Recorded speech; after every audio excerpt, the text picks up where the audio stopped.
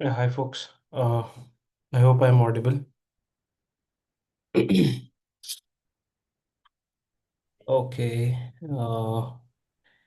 Let's get started, right? So 1 second.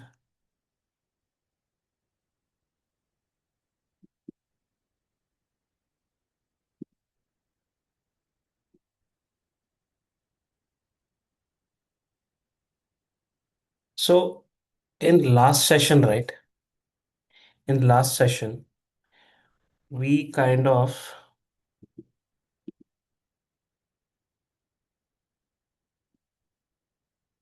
okay.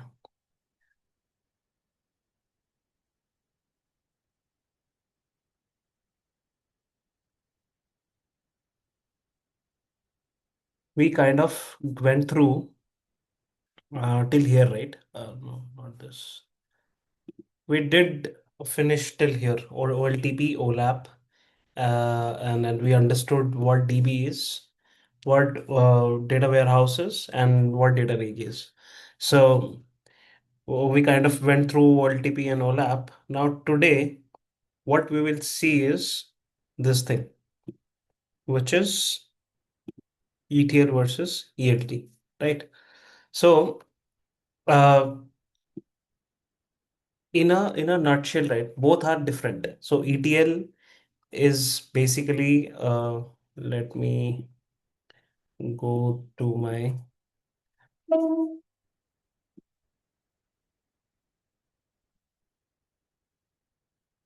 Hmm,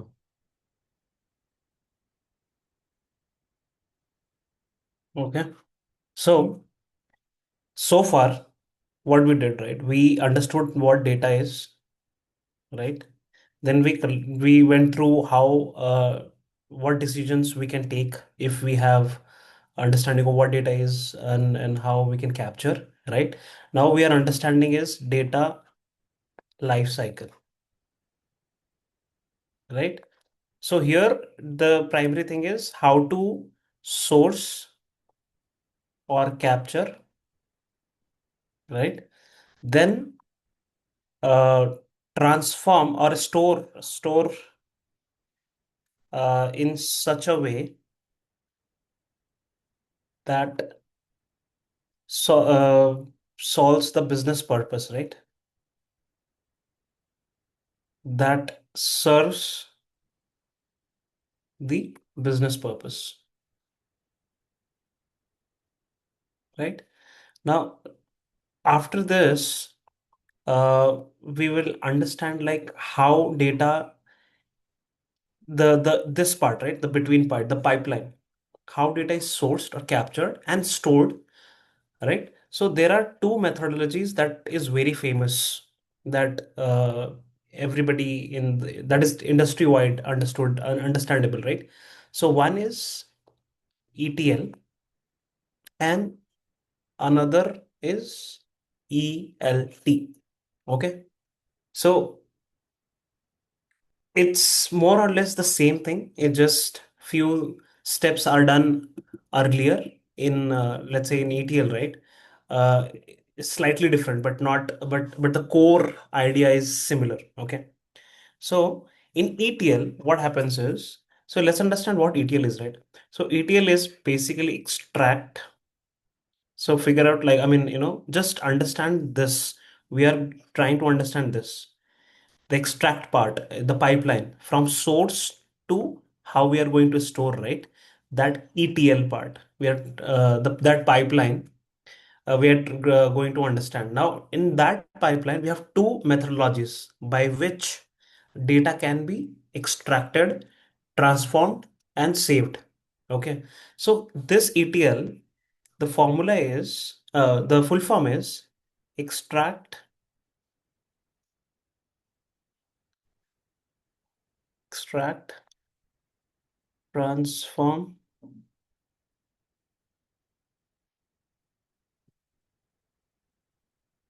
Okay, 1 second. I see a message. Can you make your freehand color thicker? Okay, it's thicker only, but I don't know why. Mm,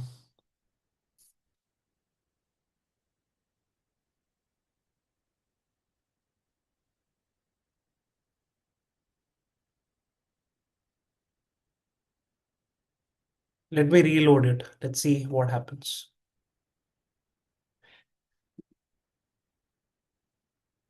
Thicker, bold.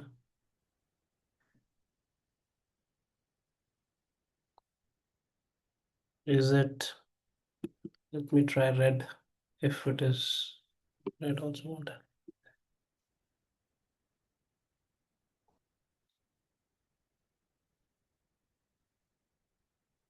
Okay.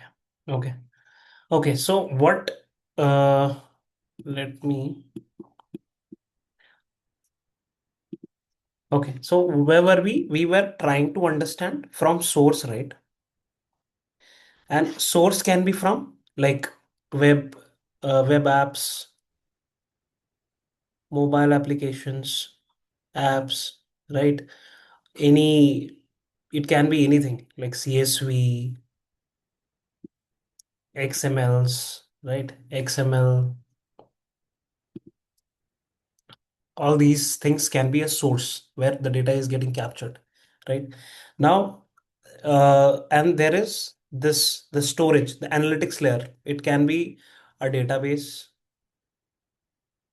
or it can be a data warehouse, or source could be data lake as well. It's up to how we want to do it, right? So there should be some pipeline through which the data will be sourced, the and then it will be stored here, right? So we are understanding the two processes, which is ETL and ELT. The the thought process behind this is very simple.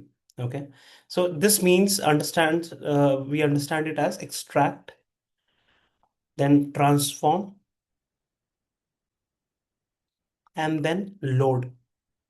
Okay, it's very intuitive.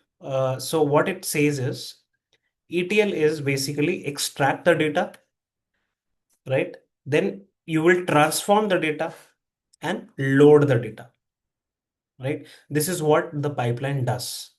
Okay, majority of the chunk is this one, the transformation that happens. Okay, now in this ELT, what happens is we first extract. So anyway, without extracting, we cannot do anything, right? Then we move to loading the data. Okay, and then we transform, right? So far, so good. If you're able to understand, just give a thumbs up or something like that, so that will be kind of it's a hint for me as well, right? Okay. So now you might be seeing that, if this and this is same, it's just the interchangeable, the word, the full form is getting, the second place is getting to the third place, and we are doing one step ahead early, and then we are doing the transform. What it will, why we are doing this, right? So think of it like, um, this scenario, okay? This one is done where you have, where you with the use cases, like let's say for example, you have a in-house data store, data servers, right? The infrastructure as a service, then you have platform as a service and software as a service. We'll not go there, but understand, like, you are you are just storing data in your own servers, on your own servers. Like you have one big room inside your company where you are storing everything. Okay, so what in that process, what you will do? First of all, what then in that particular scenario where you have uh, the infrastructure to store the data, you follow ETL, meaning you extract the data, you store it in your servers. This is your server, right? And then later you transform. You load, right? So what you do, you extract the data from the APIs or the web apps or apps, and you store it here. You transform it here. This is your transform layer, because when you are uh, uh, processing the data, right, here uh, in your own premises, right? So you can very well transform it, but the loading will happen later time s- uh, better off the compute cost, right? So I mean, okay, just a quick check. Is it understandable till now? Like why we do ETL and not in infrastructure, I mean, your on-premises data structure, on-premise. Let me see the messages.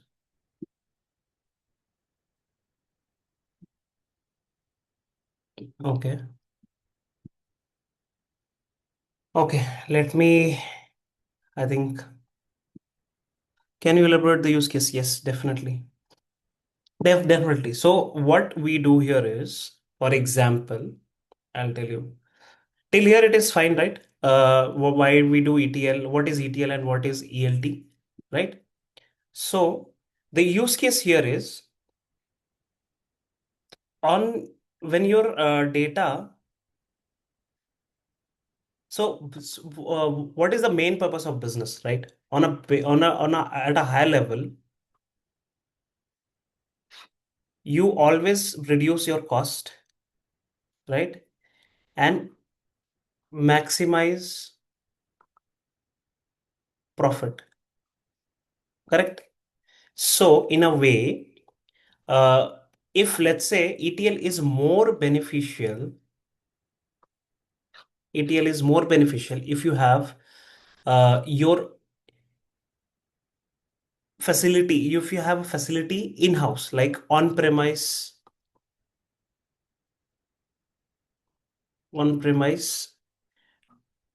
data facility. So what it means is you will anyway extract, right? You transform in your environment itself, right? And then you load it into uh, um, this thing, databases or DB, right? So why we do it? Because in earlier days, what is used to happen is the compute layer. This is compute layer, right? Because a lot of processing will happen because transformation. Now, when I talk about transformation, let me walk you through what transformation means. Okay. So at a high level, understand this ETL when it is on-premises data facility. What we tend to do is we go ETL route because in our environment itself, in our data centers, we can compute because transformation takes a lot of processing power, right? So compute becomes cheaper here if we use any if we load the data and do it in databases, the compute becomes costlier. Let me see the message. Yeah, Samrat, Samudra, I'll talk about this. Let's just understand this. There is always a method for this, like the CRUD operations, right? We'll understand that, but let's understand this, okay? So when you have on premises, what you do is you take control of the compute, right? And then I mean, compute means transform the data and then load it to the databases. Because if you do everything over here, you will incur more cost. Okay. And we know that the traditional databases were low on storage cost, but high on compute cost. High on compute cost. Okay. So that is why ETL was beneficial.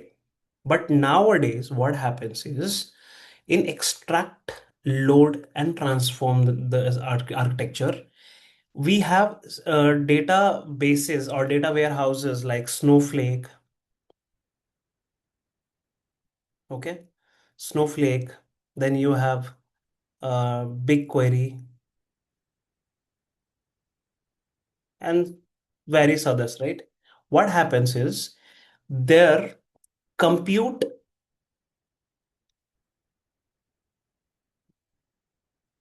Let me give you a basic understanding of Snowflake. Right? Like earlier, also we have discussed that Snowflake and every Snowflake, BigQuery, Databricks are all cloud native. Okay, are all cloud native. Okay, so there, what happens is what we generally tend to do is we extract. Oh my God, I don't know. Okay, we extract something that always happens after some time. Okay, we extract, then we load the data in the cloud itself. Okay, let's understand L as load and then transform it. Why? Because the computation, storage and computation is cheap over here. Okay, right? So this is at a high level what ETL and ELT does. But let's understand what transformations we do in between, right? What transformation we are talking about. So okay, let me just go here and okay, right? Uh, you will get understanding over here. So ETL versus ELT, right? Okay. Here we extract, transform, load. The transformation that happens is clean and reshape before storing. We'll understand the transformation layer. What transformation do we generally do in data world, right? Here, what we do, transformation at the end, right? Now, we are already told that on-premise and warehouses, structured data. I mean, if you have on-premise setting, it is more prominent over there. But if you have cloud warehouses like Snowflake and these things, then ETL is more ELT is more preferred ones. Now, if you understand this, more different, right? So if you understand or if you do not have any question, okay, I see something. So if data is on premise and compute cost is not a constraint concern, ETL or both are equivalent. If data is in cloud and compute cost is concerned, ELT is favored. Can we say that? Yes, generally yes. And also you see in this segment, right, it is a lot of headache. Here you are managing everything, the security layer, the processing layer, everything you are managing over here. Here you are not managing. I mean, if it is on premise, you manage everything. But here, since it is cloud native, it does not. You don't have to manage. Depending upon your subscription, you do not have to manage most of the things. So it's very easy and intuitive over here, right? So that's how we have evolved. And generally, almost all of the companies now uses ALT. They do not extract, transform, store, and then load it. They do it like, whatever we have extracted, let's load it, right? And then we will keep a copy over there itself in the data warehouses, and then we transform the data. That's how things have emerged, right? So, okay, I hope I can move ahead. Okay. So now let's understand what kind of transformations we generally tend to do. Okay. So I'll just give you a rough idea. For example, okay, whatever, let's say you logged in to a web an app. Okay. Every time you log in, there is a ID created. Okay. There is a response created, right? Generally, app work in JSON format. Okay. So what will happen is inside this JSON structure, you will have your ID. So everybody, like let's say Samrat or Samudra or me, anybody, like I will have some ID, like something numbers. Okay. Then I will have my name. Uh, okay. Then I will have address, something. Then phone number, right? Then order ID again, XYZ123. Then you have cost or invoice or cost of purchase, Like I want to say the price, like only the price. Let's keep it the price. Let's keep it as price. Okay. Now let's say 500. Hmm, come on. Okay. Let's say 500. Okay. So all these info is in this format as of now. Okay. Is so how it happens is this data will be captured as a raw data. This is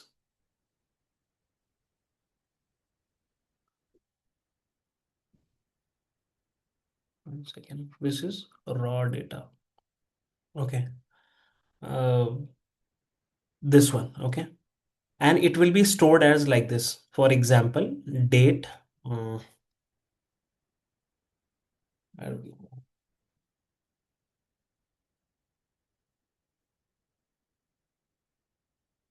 Before sessions, it works very nicely, but during the session, something happens. Okay. So this is the data, right? This is the data. So what will happen is for that day, let's say for how much, what's the date today? 11th, right? 11, 6, 2026. This will be a data. It will be like a JSON, the curly braces. This understand it as a curly braces. All the data will be here. Can you go and utilize this data in as an in analytics? Will you be able to use this? The date and only this data? No, right? Obviously not. So what will happen is what the data engineers will do, they will get data like this, okay? And it will be millions and millions of rows. So you can't do like manually anything over there, right? So what they will do is they will give proper structure to it. So basically how it will be, there will be a user ID.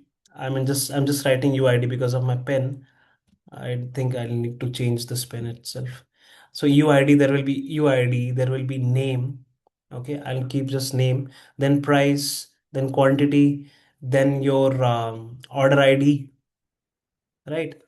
These things will be there, and then you will have date at the end. Maybe, I mean, you can keep at the starting also, or end also you can keep it, right? Now, this date also, now understand this, right? This is 123 name, your name, and this date is in some UTC format. Okay. But in our data, we'd want IST format. Okay. So what will happen? First, they will flatten this. Now they will change the data type.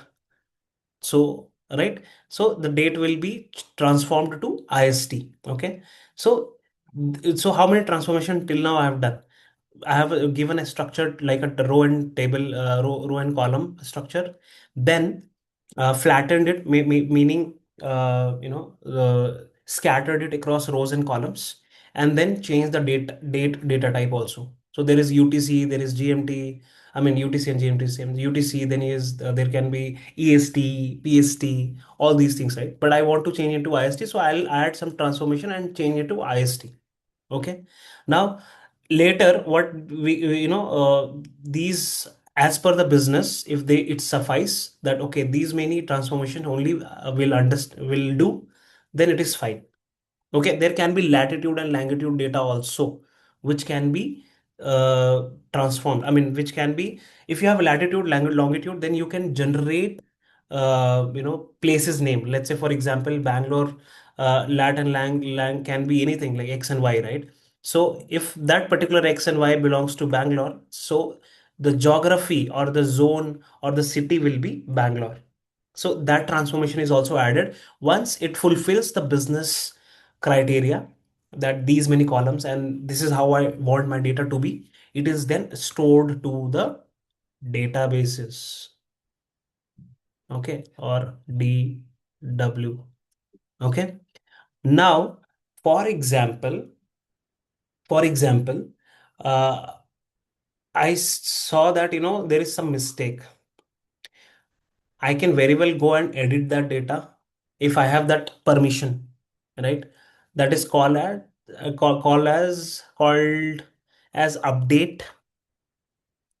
I'm sorry with the pain, but there is update, delete, and you can insert also. Okay, based on the privileges. But generally, data engineers will have all these. Okay, so that kind of once it is transformed, it is stored over here. Now I have a diagram. Let me see if I have it. Mm, 1 second.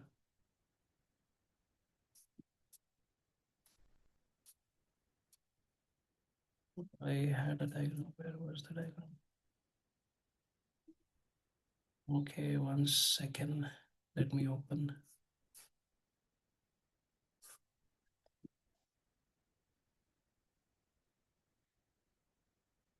Any questions so far? I know I got distracted a lot because of the pain, but let me know. Where is that? Downloads. Yes. Mm, Let me share my screen. All right. Mhm.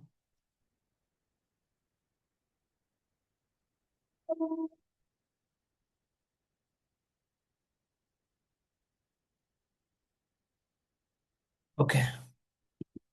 Okay, so with the help of Gemini, I just created this. Okay. So what happens? What kind of transformation, types of transformation, right? We do. So there can be, formatting data like we said, discuss like YYMMDD or the time zone changes, or there can be date converter, currency converter, all those things, right? That can be used. Now there can be short forms, acronyms for US to USA to United States that can also be changed. And if you have a lot of imputation, like null values are there, so you can impute it. These kind of so structural changes also can be done. Like if you want to filter, if there is a table which I want only the data to be stored for only for India, so I'll just filter out for India. Okay. Then there is the flattening, the pivot and unpivot. If you know in Excel, there is something called as pivot and unpivot. So if you want to expand the data, which is what okay. Transformation example, handling missing data, correct outlier data. Right. I mean, these are the examples. Yeah, definitely. Uh, correct, Yogesh. You're right.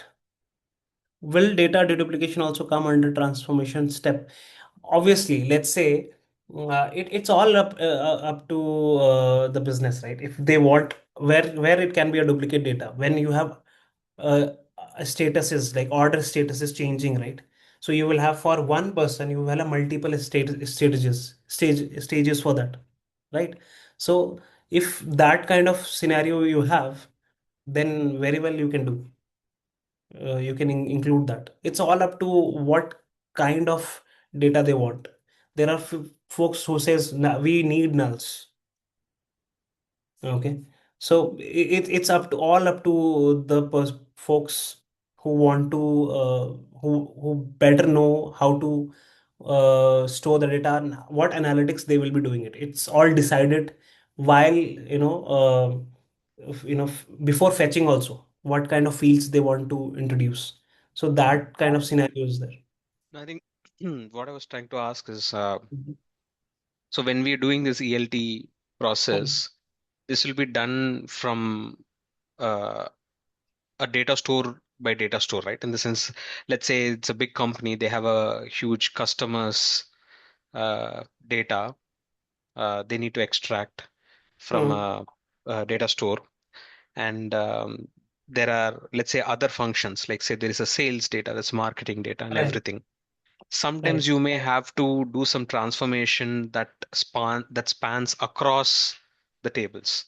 Um, correct. so, but this when this ELT, so the ETL process is being concerned, it's done at a table level, right? It's only for that specific data source, or is it also including multiple data sources? Can we do this all in one shot? Like I can just extract data from five different sources at the same time, do transformations that are across these five sources, and then load them in one go. So the question about deduplication comes, Mhm. let's say one of the data store has one customer data. Let's say there is one record of Akash, and then there's Right. another record of Akash coming from another store. But ultimately, we should have only one record of Akash, right? So that's where I Right. was asking about the deduplication part, so that uh, Right, but if we should have only one record of Akash in C360. I mean, customer 360, right? Because Akash itself is one customer, but in orders Right. table, he will have multiple rows, That is right? correct. Yes. Yeah. Yeah. So it depends. Like, when you say, one second, when you say, see, uh, this raw data, right? It will have not only these it will have for sales also. It can be captured over here in one go itself. In marketing also it can be captured. From here, what will happen? So let's say there is data engineering team for only for sales. So what it will do, they will take only all sales related data, and then they will create another pipeline and they will store it. For marketing folks, similarly, they will also create, or commercial analytics folks. Okay, they will create their own pipeline, and then they will bring it the data to their premise, and then they can create different tables within marketing also. So here I might have one record, but here I can have multiple based on the use cases. Correct. So, which means for all practical purposes, we can say that data deduplication is entirely use case driven, and it is Yes. done only. I mean, it's better to say that it's done post the ELT step. Uh, Right. I mean, see, it's this all these things, no, ETL, ELT, everything. It's all very business driven, very business heavy. So the way they want, you can, you know, you can either do it before or after, depending on the use cases. It's very use case driven. I hope that answers. Okay. I'll share this image as well, but there is one more. Mhm. Second, which I wanted to show. So, this thing, right? This is what we have been discussing so far. Okay. So, ETL or ELT is essentially at a high level is this. You take the raw data source, ingest it, means fetch it or pull it, right? Then you have a pipeline, something like this. Then the transformation happens. Then you refine the data, and then based on the use cases, you give the data or you store data to respective places or respective tables. Okay, I'll share this diagram as well, but let's just understand it. Okay, anything else? Any questions so far? Anything that you want to discuss? We're almost 30 minutes. So uh, on Sat, not directly related to this, but Mhm. I think largely understand ELT, ETL at a very high level. So, and these are like, legacy technologies that's been around for Correct. many years. So my quick question is, how is AI transforming this space particularly? Awesome. Because yeah, because Hmm. there was one question you just asked during your session saying that if this JSON data is given to me with just a date, and let's say there are like hundreds of rows like this, what can we do with that data? Answer 5 years back was nothing, but today you could just drop that data to any AI tool and it can start synthesizing it, right? So So, that's why I was trying to so find out. nowadays, right, since you have brought this topic, let's go a bit into this, right? So there is this platform. Okay. So what is happening suddenly after this agents and AI things, right? People have stopped, saying that it is very code heavy or something like that. Instead of that, what they started doing is they made their software so efficient, so usable, low code or no code almost, that you nowadays what you can do is you can just connect to your source, and then just in like a workflow, you can plug and play and you can store data in DB. No need of coding or anything. That's the power of AI now. So what this if you have heard about Matillion, this is Matillion. Okay. Matillion, they upgraded their software. So what all those pipeline which was built on pure coding, like that it used to fail, then you debug it, or try to manage the pipeline. Here everything is done. It's all done. See, you if you have API, you give the API, or even if you do not know the steps, you just prompt it here. So one of the major chunk or important job role was data engineering. That also is not a issue now. See, you can just connect and get your data. If you What want to about try, the scale? Can it handle really like millions yeah, and millions of? definitely. See, uh, yeah, definitely. This is Matillion and Matillion, right? So it used to handle a lot. There is Fivetran. These will we have the tools. I mean, we have one section like what all stages, what all tools are there, right? So it is all the people are so fast. They are including everything in in their tool, the AI specifically, which can ease the burden where it used to take at least 3 months to build a pipeline. Now it takes at least a week now. Awesome. Awesome. So that's Thank you. the scale that we are seeing this transformation in. Right. Now, yes, I think I will stop it here. We'll understand this and we'll close. It's more of like till here the concepts are there, but here I have just given like each stages what all tools we use in general. Okay, guys, and you need to do after these sessions, right? You can use tools and go through, read in detail if you want to, and then you'll have to do some work. That is really important. But yes, these are the tools that you can do. This is predominantly towards data engineering side till here. This is DA and BI and ML side. Till here, it is all in data engineering. Think it like backend in software engineers and front end software engineers. So data engineer is backend software engineer, right? These are all almost you can bucket them in front end, though not ML model, ML engineers and etc. But at a high level, because after data only they work. The core principle of the data is only with data engineers, right? So there are okay, I'll stop it here. Any questions so far? Anything that you want to discuss?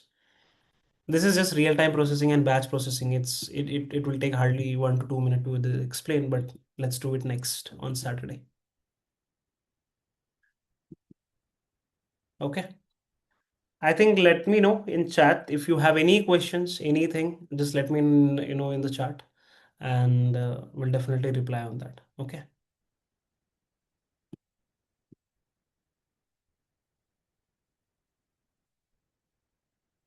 Okay.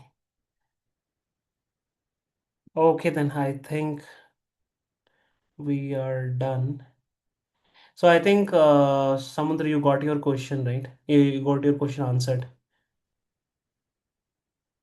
There is CRUD operations you can check, and then I mean that is part of SQL or coding side of it. But yes, important to know. Okay then, thanks guys. We'll meet on Saturday, and this curriculum, right? I have shared the curriculum, Claude curriculum. Go through it. Let me know if something I have missed. Mostly not, but yes, I know one thing that I missed because that fable, I'll include it in fable. Not everything needs to be there, right? And I'll cover that. Okay. RDBMS. Okay, well, let's do it on Saturday itself, RDBMS, because everybody's time is 30, more than 30 minutes. RDBMS is easy, no, not a problem. Okay, okay then. Sure. Thank you. Bye bye.